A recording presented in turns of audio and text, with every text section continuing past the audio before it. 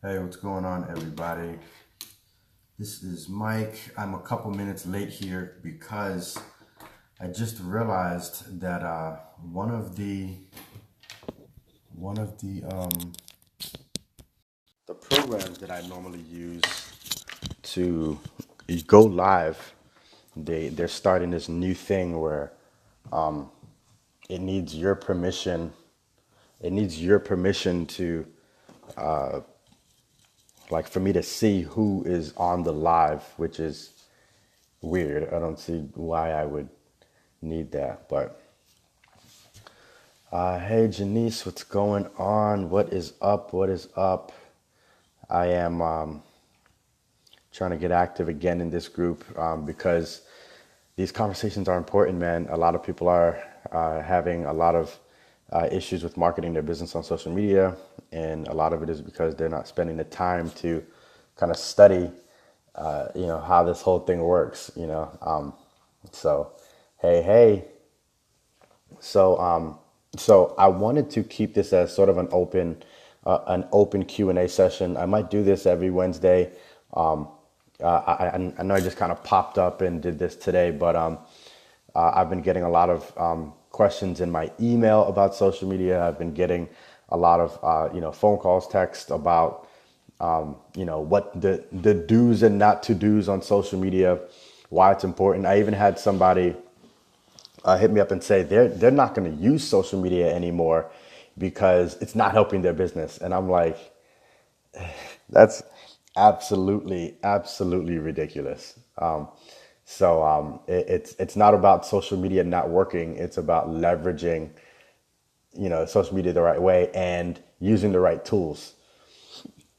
So So first and foremost, just as a rule, throw questions out. I'm just going to start talking about different topics centered on social media marketing and advertising. But if you have any questions, just throw it out there, and we'll figure out the best way to have the conversation. All right. So one of the first things that I normally advise people to do when it comes to social media is to be very intentional about it. So if you have a business, one of the first things that you just have to do is to understand what you want people to act, what action you actually want people to do so that it serves your business. Some people, they try to advertise and they say, well, I want phone calls, or I want people to buy, and that's not always the case. Or those aren't the best cases for your business, right? If somebody comes across something that requests them to call you, let's say they came across it at 3 in the morning, you're not picking up the phone at 3 in the morning. There are people browsing social media at hours where you're not taking phone calls. So that type of call to action is not effective, and it also puts a lot of the power on the people, or the traffic, right? In social media marketing and advertising, it's important to create these mechanisms so that you can generate leads and you have the power to have a database of people who fall into your target audience. So, one of the first things that, of course, I would love to discuss with whoever's on here, I know there's not going to be too many people. I don't even have too many people in the group yet. I'm getting people who are requesting, which is cool. But if you have a business, has anybody been through like like a course or anything on lead generation? Like, have you all taken any courses on lead generation, or read any books on lead generation? Have a business. Has anybody? And I'm trying to look at stuff on my computer, obviously, as well. So, trying to comment on here and do the video. Anybody? Anybody? No? I'm going to assume that's a no. I'm going to assume that's a no. Read books. Dope. Yeah, books are amazing. And we spoke about this, right? Russell Brunson is one of the best ones, I think, but not any formal courses. Gotcha. I've read random articles, but no books. Gotcha. Yeah, no, it's not a bad thing to not have taken a course. I've taken, no, that's cool, man. That's cool. I've taken a number of courses on like lead generation. and conversions and stuff. Hey, Chris, what's going on, man? I've taken a number of courses by Amy Porterfield. She's a really good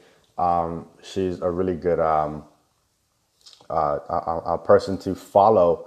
Who, I mean, she has this course called Courses That Convert, Webinars That Convert, and she teaches a lot on lead generation and conversion and stuff like that. And there's a lot of people that speak on this topic. I I love so any business with any business. I've spoken to like 5 people today alone on just their business, and they were telling me their business doesn't fit the whole lead generation thing, and it surprised the hell out of me because I'm like, there's no business on the planet that doesn't generate leads. None. There's none. Every business is focused on generating leads because no one wants to pay for advertising and marketing over and over and over again. The objective is to pay for it once, and then you have power to be able to get in front of those audiences. Like an example, Facebook, right? So Facebook is a means to start conversations. And I say start because you don't always have to continue the conversations on social media. I can continue conversations on the phone, or I can continue conversations via email or via text or via other means, right? I'm not focused on keeping everything on social media, primarily because Facebook is like this judge and jury of what people see. I was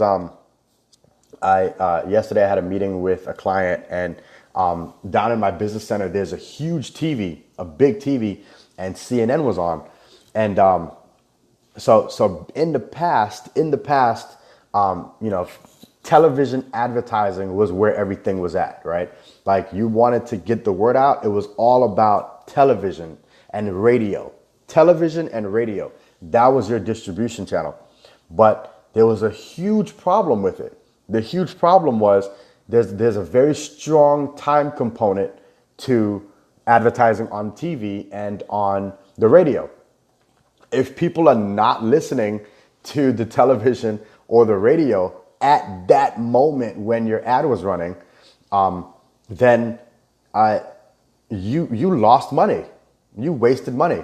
The other thing was you had no control over the distribution of your advertising. So, like, again, going back to the example when we were sitting downstairs in front of the huge TV, I said, a new story came about, are you able to tell the TV, go back to that previous story? The answer is no. Could you call the radio station and say, hey, at 1 o'clock, like it's 2:15 right now, at 1 o'clock, you guys played this song. Can you go back and do that again? You can't do that. And that's the reason, is because it is programming. Everything is strictly sequenced. You have no control over the distribution of that content. Facebook is similar. Okay, I'm going to say Facebook is similar. Facebook is going to present what they find to be most relevant to people at the right time. It's the reason why you might put out a post and like people won't like it right now, but they'll like it, maybe an hour or two later. It's because Facebook is creating, that sequencing for you and for them. Janice, it amazes me how marketing has changed over the years, almost day and night. Yeah, it's totally different. How people focus is totally different. How people engage, totally different. We call these devices, like this is my cell phone, right? Even though people hardly actually get on it to speak, we still call it phones, right? These aren't phones anymore. These are like information devices. I predict that like in the coming years, we're not going to be calling these devices phones. I mean, these aren't phones anymore because a lot of people don't even use it to do anything auditory. So this is the word phone came from. It came from the term audio, right? Like phone, telephonics, right? Phone. A lot of people aren't even using it for that anymore. So I think everyone's going to be advertising totally different in the coming years. And marketing and everything is going to be totally different because getting people's attention is not as easy as it was. Actually, getting their attention is one thing, keeping their attention is another, right? So, which is one of the reasons why, like, I encourage people not to like just post all the time, right? Because that's not an effective way of marketing. I am very organic in my marketing, and just for me, because I'm selling people on the human element of advertising and marketing, because that's what retains their attention. So I know this is supposed to be a Q&A. What are some questions that you guys have? What are some questions? I could have put this. I probably should have put this in the group where I posted it, but we can't. There's certain things that we just can't do in there, like going live all the time. So I came in here to do it. What are some questions that you guys have? Questions. Who has questions about like running Facebook ads? Have any of you run Facebook ads before? Anybody run Facebook ads?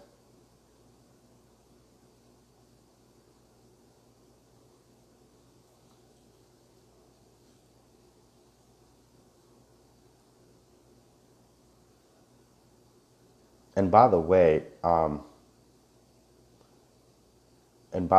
know I posted a link within the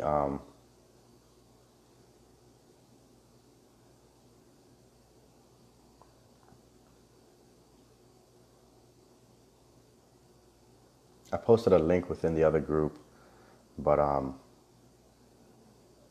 not sure if people were able to access the the the messenger link.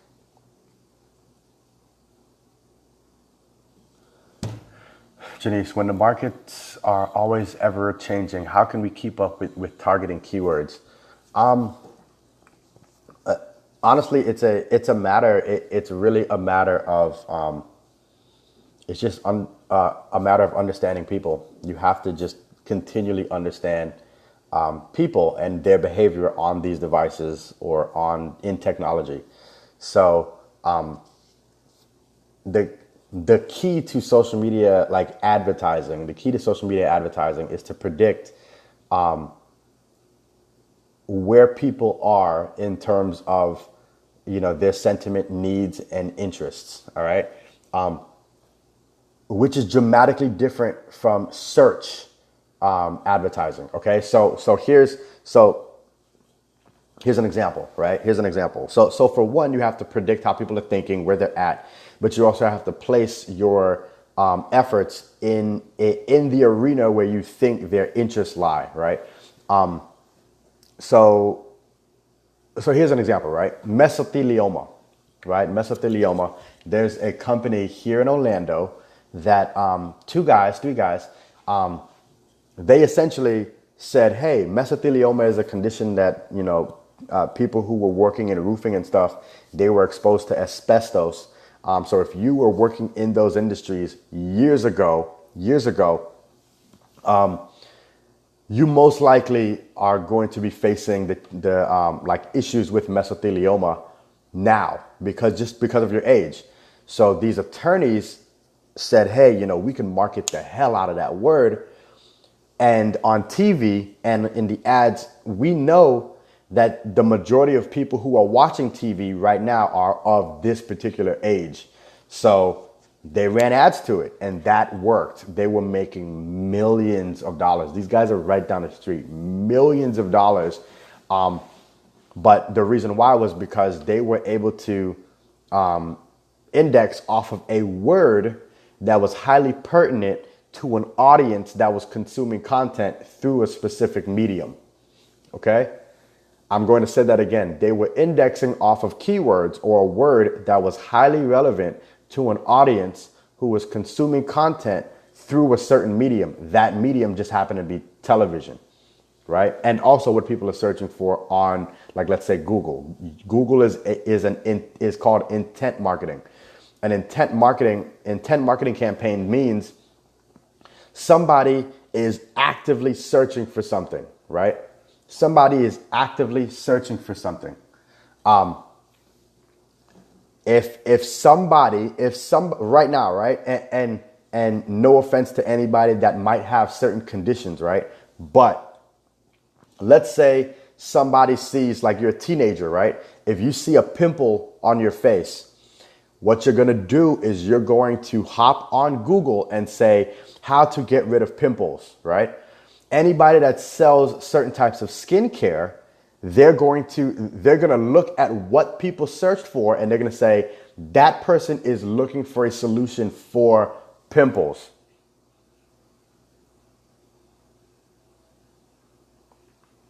Sorry, someone just called me. Um, that person is looking, getting a lot of phone calls. I'm sorry, I'm back. That person is searching for that issue, right? So you are indexing and you're focused on those keywords, okay? Social media marketing doesn't work that way. That's not how social media marketing works. People, they don't hop on Facebook and in the search bar type in how to get rid of pimples, right? That's not how people search on Facebook. But I could say, hey, you know what? If you're a teenager between certain ages, and I may think, you know what, you might be facing issues with pimples, I'm going to target you based off of your age. If you're in various groups centered on business, I'm going to assume that you're into business. So I'm going to market things that business owners buy, like accounting products, coaching, marketing. Like I'm going to index based off of behavior and interests on social media versus what the intent is on search engines, So as as everything changes, the only thing that we as marketers have to be aware of is just how people think. We just always have to think about how people think, regardless of how all this stuff changes. This shit's gonna change every single year, but how people's decision making and everything it's not gonna change. Like how we feel about stuff and how we make decisions, that stuff is not gonna change. But how we consume content and get led to someone being or some business being top of mind, that's what's going to change, and we just have to stay on top of it.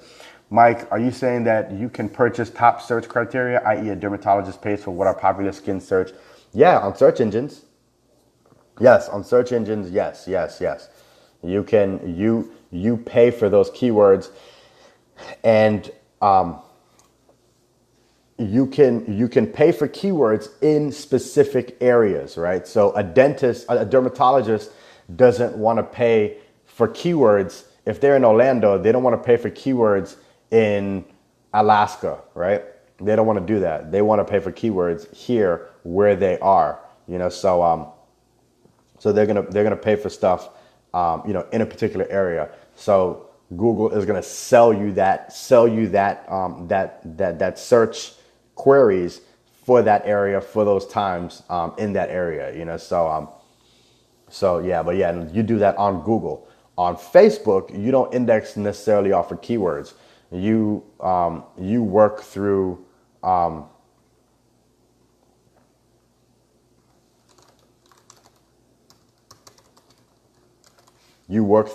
what people's interests are, who you think would want to consume your content, but also buy your products and services, and that's how you typically market on social media.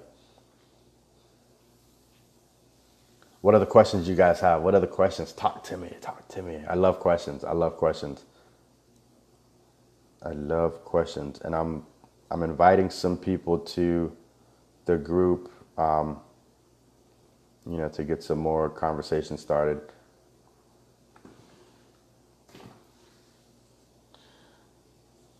What else you guys got?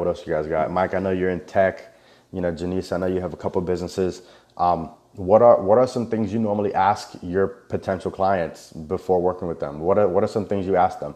Like, what are some things you need to know in order to know whether or not you can bring value to clients or customers? What are some things you would ask them?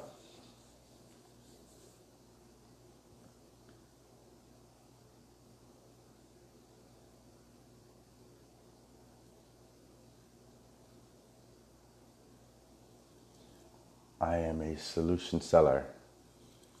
Yes, yes, we all better be. We better be solution sellers. We're all selling solutions. I asked where can I fill the need? So so in terms of what, what would you say is, what would you say is an example of a need that you've been filling?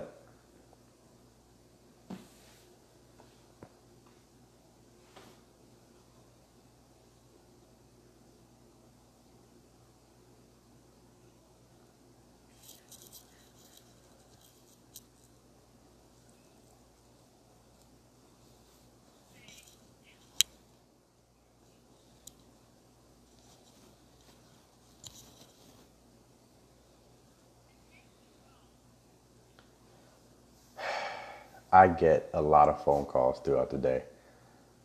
I get a lot of phone calls throughout the day. I am sorry, you guys.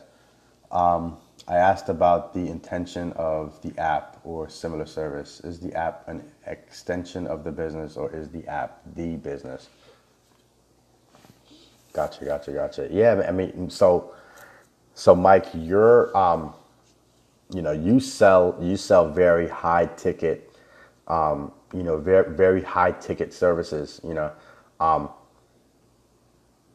With you, especially within sales, one of the things that I've seen developers get the most out of in terms of getting people to be interested in their services is selling the size of an opportunity, of a tech opportunity, selling the size of it. You cannot, people are hiring you because they may not understand tech. So what a lot of developers do is they start to figure out the problem when they first start talking to a potential prospect, which is not what you should do. What you should do when speaking to a client is to sell them on the sheer size of the opportunity of what you would build. You can sell them through other examples, other apps that have been made, how other apps have made exits, how they've sold for millions of dollars or been acquired or merged. And what that does is that gets them thinking you are now like you not only have the acumen to sell them highly complex technical services, but you also have the ability to understand where their frame of mind is. An example would be like if I came to you and I said, "Hey, Mike, I want to make an app for shit. I want to make an app that can search for let's say apartment complexes or something, right? If I come to you and ask you for that, if you start to tell me, oh yeah, you're going to need this database and you're going to need that, and tell me about the capabilities you need, in my head, like you're asking me questions that it's the basis behind why I would want to even hire you, right? Now, if you were to come to me and say, hey, all right, cool, so you want to make an app, how you plan on making money? Like, how do you want to make money? Oh, I want to make money through ads. Okay, cool. So from a standpoint of ads, is there a model like, do you want to make money like Kayak? Kayak makes, a couple $1 million a week. Like, is that what you want to do? And now, once you've started to plant those seeds in their head, they're like, damn, I do want to make $1 million, a week, right? You give yourself the ability to work backwards to figure out what needs to be built to help them make $1 million a week, right? From that point, when you sell people on the size of an opportunity, now there's no budget. There's no budget. Find that shit, Oh, you need money? Find that shit. Like, there's no, like, oh, I don't, how much, what can I do for $10,000? No, no, no. I told you you want to make a couple $1 million a week? All right, cool. You need to find this amount of money. It could be a $500,000. You need to find 500 grand so that you can afford to make that kind of money. It's a return on investment, right? But that gives you the power to do that and not them. You never want them to have the power to do that. You want to sell them on the opportunity. So if someone was looking for a holiday gift, I wouldn't suggest my top items. I would ask, are they willing to purchase something that will be used over time, over a length of time, versus irrational purchases just because we're in the season of buying. Gotcha. No, I think that's huge. I think that's huge. I mean, regardless, if someone, I mean, these people that you come across, Janice, all of these people, anybody that is a gift giver, I always say the people who think the furthest ahead typically make the most money, right? So, it's the Christmas season now. There's going to be a Christmas season next year, and there's going to be a Christmas season the following year, and then there's going to be a Christmas season the following year. There's always going to be a Christmas season. So the people that, all of these leads that you generate now, there should be mechanisms to plan to market to them next year. That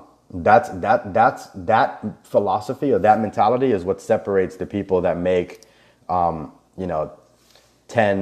20,000 a year in their full business from the people who make millions of dollars a year.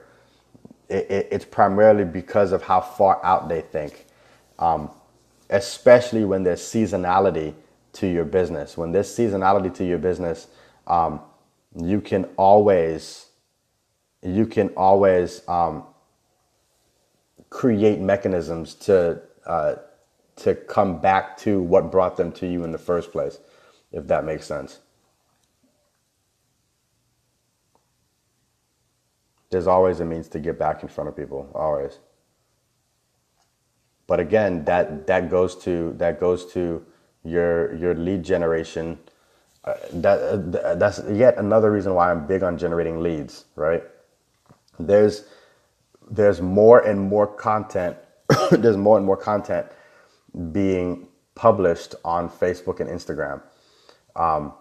There's limited real estate, right? So limited virtual real estate. So there was a post that was made that I was tagged in, right? And it was on Facebook, and it said Netflix did not kill Blockbuster, ridiculous fees did.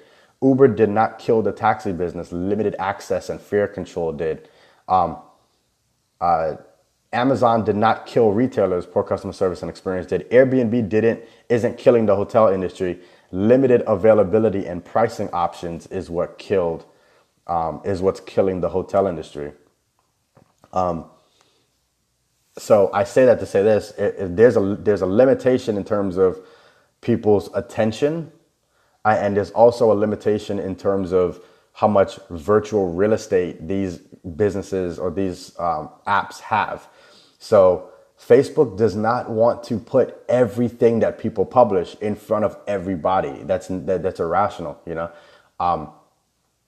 It's irrational for them to post everything to everybody. If you have 100 people on your friends list, 10 to 20 of them are actually seeing your content. If you have 1,000, a couple hundred people are seeing your content. If you have 5,000, which is the max you can have on Facebook, no more than 400 or 500 people are actually seeing your content. The only thing that Facebook will publish more is anything pertaining to life events or anything that they know will spur engagement. But other than that, everybody's not seeing all of your stuff. So it does take being, and that's going to get worse. It's going to get worse. More people are publishing more. It's going to get worse. So again, it's going to take being strategic on what you want people to understand and see, and then capturing them as a lead. There is a positive correlation between many people's email database or their CRM database and their revenue. I'm very big on people creating, a mechanism within their client relationship management tool and growing that. If you do not have a CRM, I highly advise you to get a CRM. It is unbelievably valuable. Unbelievably valuable. You need to have those follow-up mechanisms, and you have to create that. Like, you have to look at that data. It's it's unbelievable how many conversations you're actually starting and how much you need to track. So what other questions do you guys have? I'm clicking around here. I have until like 2:50-ish, and then I have a 3 o'clock meeting that I have to hop into. I love talking about marketing, man. I love talking about marketing. I can't tell you how much I love having discussions with people about capturing the attention of, you know, potential clients. That shit just, that's my thing. That is my thing. That is my thing. What other questions do you guys have? Talk to me. Talk to me. I'm going to definitely, I want this group to grow to at least 1,000 people by the end of January. And then I'm going to aim for 5,000 by the end of February. And I'm going to aim for 10,000 by the end of March. I'm going to be running some ads. I'm going to start running some ads to it to gain some exposure. I want people that's even outside of my network to join, because I like the title Guerrilla Launch. I'm a huge launcher. For anybody that works with me knows that I will do something extremely imperfect just so I can launch, because I know that the goal of marketing and advertising is to optimize imperfection. It's not to, like, everybody wants to do everything perfect the first time. That's not how advertising works, man. If you look at some of the old Apple advertisements and the old the old Apple advertisements and old Microsoft advertisements, they were horrible. They didn't work that well. They started to see what worked and they started optimize. Start and optimize, launch and optimize. Mike, is there a difference in how Facebook indexes lives like this versus formally creating business videos? Top 4 ways to do this in an organic standpoint. Yes. Facebook is huge on, Facebook is big on organic activity. And Facebook Lives, because of the live engagement, it keeps people on the platform longer. So, one of the reasons why they promote or they expose lives to more people is because of that mere fact.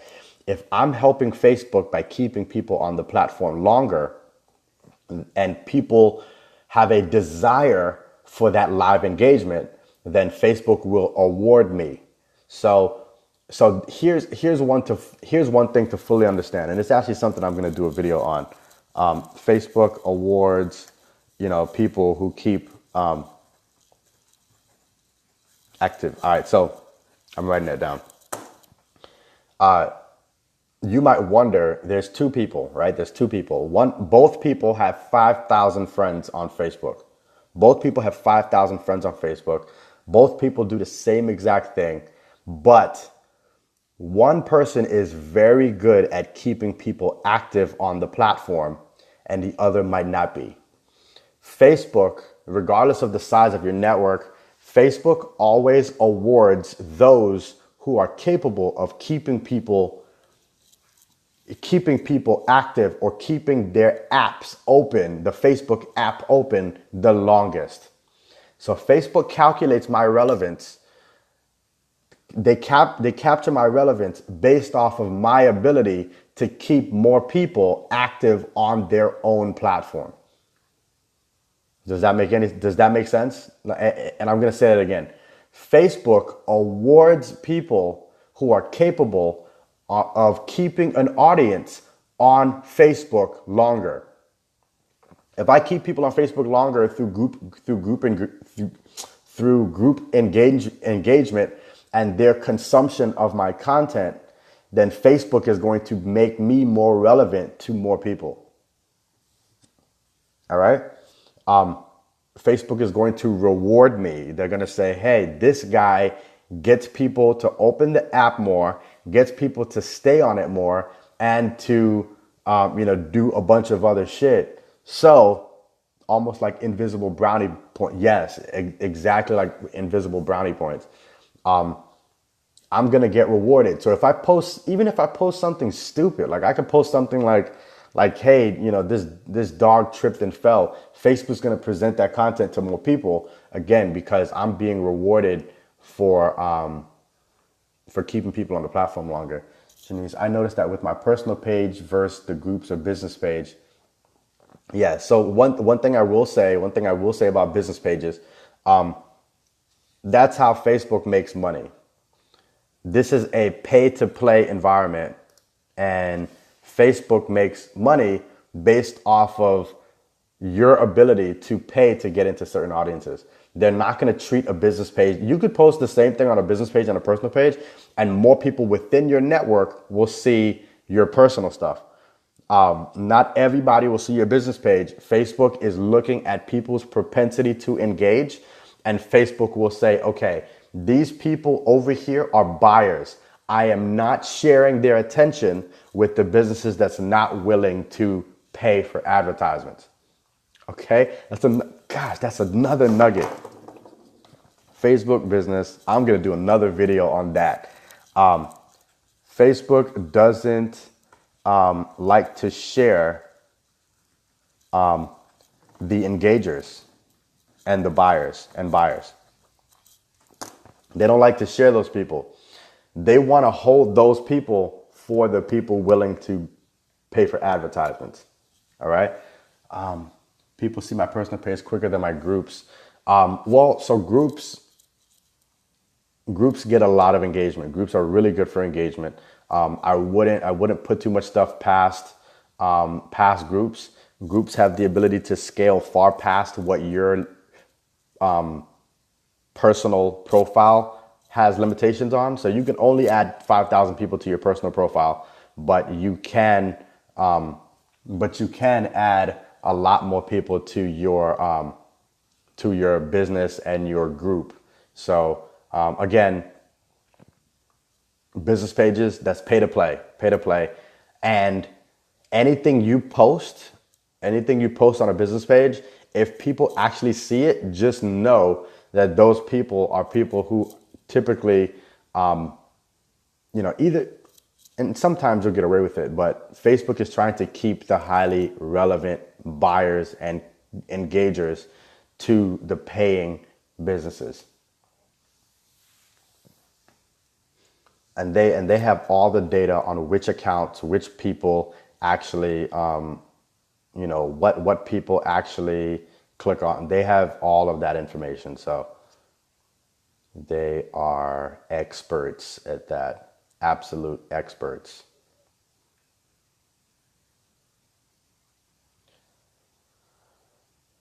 What other questions do you guys have? Talk to me.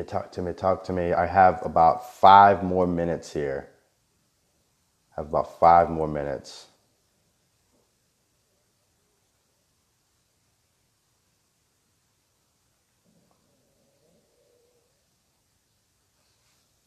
So for an organic audience, I shouldn't pay no mind to my Facebook business page. You have to pay mind to it, but you have to pay. You gotta pay something, right? Just know this, right? When you start to advertise, and mind you, there's no nobility to not advertising. Okay, there's no company that does well just off of organic engagement. It doesn't happen. It just doesn't.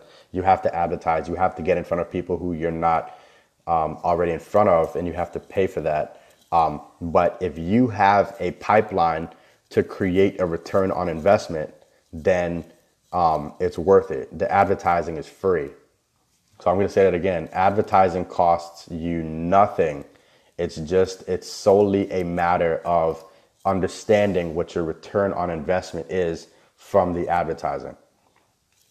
The other day somebody said, yeah, I don't want to spend no more than $100 on ads. And I was like, all right, well, like what if you spent $100 and made 10 grand? Are you going to tell me the next month you're only going to want to spend $100? And I'm like, no, in that case, I'm going to spend as much as I can. I'm like, exactly. So the trouble isn't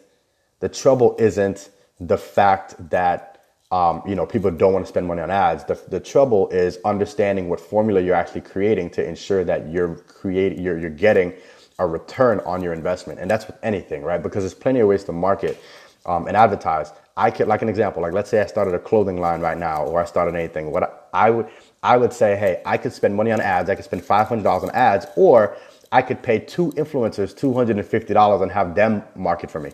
If I get more sales from the influencers, then I'm going to do that more.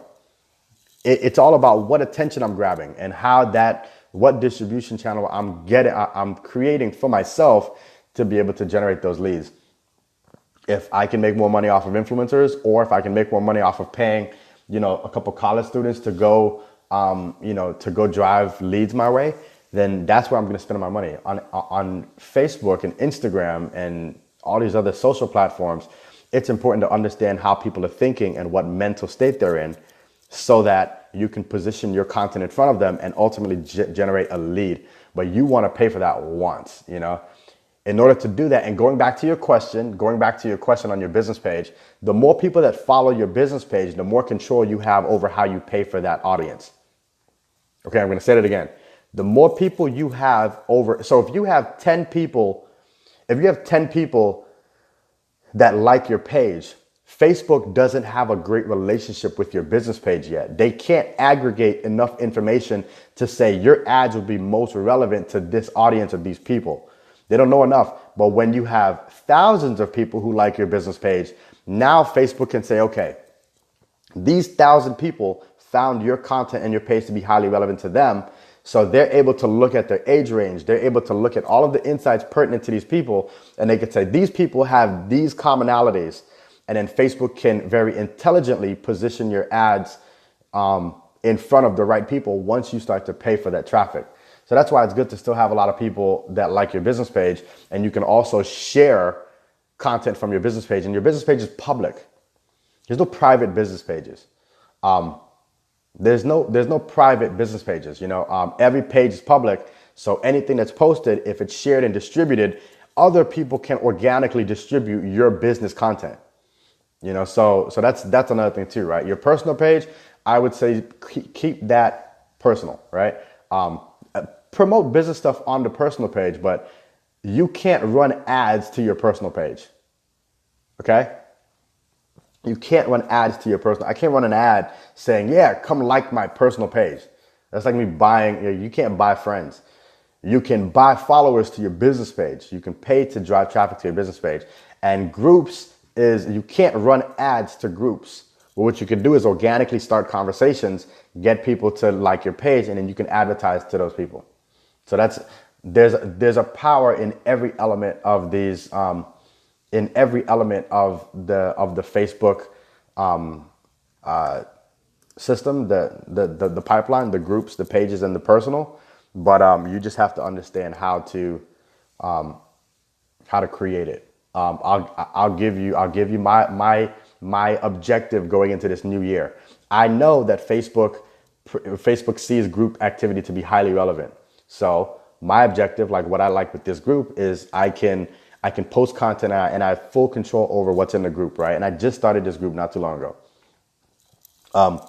I can, if I start to grow the group, what I have is I have the ability to control a very organic and authentic set of conversations. And that's why people moderate groups, right? But at the same time, I can advertise to people who may share or disseminate my business page content. So if I were to spend money on ads for my Guerrilla Launch page, I could spend money just to target the people who like it and the friends of the people who like it.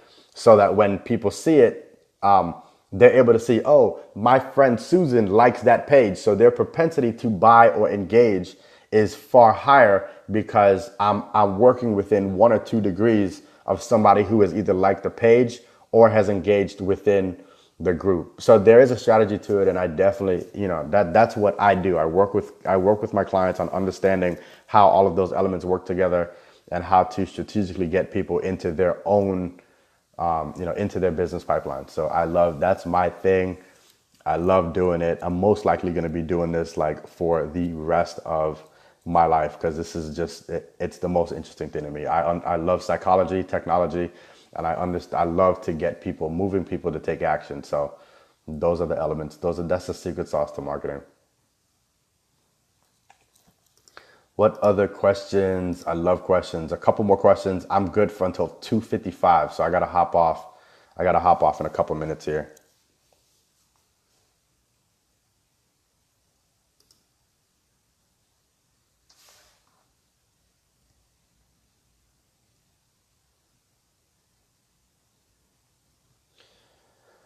No more questions. No more questions.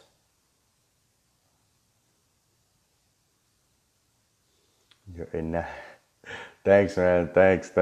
Nah, I don't even. Honestly, a lot of the stuff is just I naturally like this stuff. I think a lot of people they work and they do it like to pay bills and money and all that, and I genuinely love studying this topic and I love exercising what I know. And a lot of people don't know this, but this is one of the reasons why I left the engineering field. I actually, when I went to school, I studied engineering. Well, Brian knows this, but I studied engineering when I went to school, and I did it because I was like, man, I want to make money. And the issue though was when I started to work for these big companies, I realized that my impact, like my work, wasn't close enough to the impact I wanted to see. I was working on projects that still aren't done today. I left engineering back in 2013. I've always like effing with Listen, I love to I like to move people to take action. All right. That's how I'm gonna say it. I like to move people to take action. Um, I'm not a fan of inactivity, man. I'm not a fan of inactivity. I spoke to somebody yesterday and they're like, Mike, I can't do this. I can't do that. I can't do this. I'm like, how many hours are there in a week? And they're like, oh, I don't know. And I'm like, you don't know how many hours there are in a week? And they're like, no, I don't know. And I was like, there's 168 hours in a week. Most people work 40. They sleep 8 hours a day. So 8 times 7 is 56. 56 plus 40 is 96 hours. You still have 72 hours left over. 72 hours left over. Let's say you watch TV and you eat. Take away 21 hours. You still have 40 hours left in the week to do some shit, right? I am big on people leveraging their time as much as possible, because when they say stuff like time is spent, or time wasted, it really is. There's no such thing as recouping time. You know what I mean? No such thing at all. If you can't recoup time, I could lose $100 today. I could lose $100 today, and I could do two things. If I lose $100 today, I can say, shit, you know what? I went over what I wanted to spend today. I lost $100. Let me make $100 and make it back, or let me not spend something else because I lost $100. Time, you can't do that. Time, the most selfish person on the planet is the clock, man. The clock doesn't wait for anybody. So I am huge on getting people to take action, and I'm studying how to get people to do it even more. So that's why I love this shit. For sure, man. You're doing it. Get me moving. All right, man. Nah, I'm committed to it. I'm committed to it. So, hey, everybody, I do have to hop off here. It's 3 o'clock. But thanks for joining my live. Mike, Janice, I know you guys have been on here for the past hour.